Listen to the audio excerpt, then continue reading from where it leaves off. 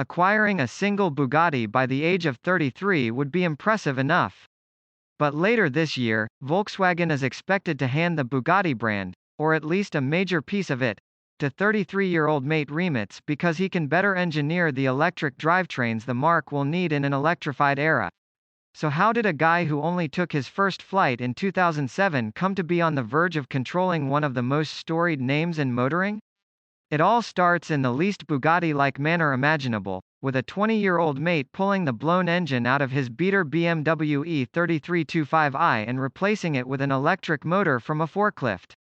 He eventually pulled that out too, made it better, and has been refining his electric powertrains ever since. What he learned has allowed him to establish Croatia's first carmaker, create two supercars, and more importantly bring the biggest beasts in the automotive ecosystem to his tiny, young country, wondering if its cleverest kid can really give them a shortcut to high-performance EVs. Load error, but what happens next could be far more significant.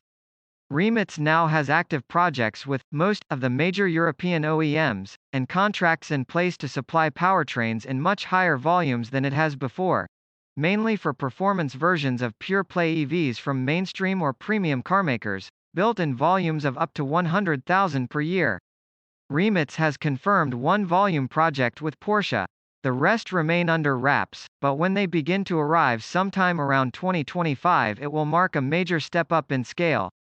Mate Rimac seems remarkably unaffected by his success, despite becoming something of a talismanic figure in his homeland. He still has the beard, and, perhaps in an unconscious echoing, it's noticeable how many of his male employees have grown one, too. He certainly doesn't behave like the typical, hyper-alpha CEO or tech titan. He offered us presentation on the new Navara with his old friend Goran sitting next to him.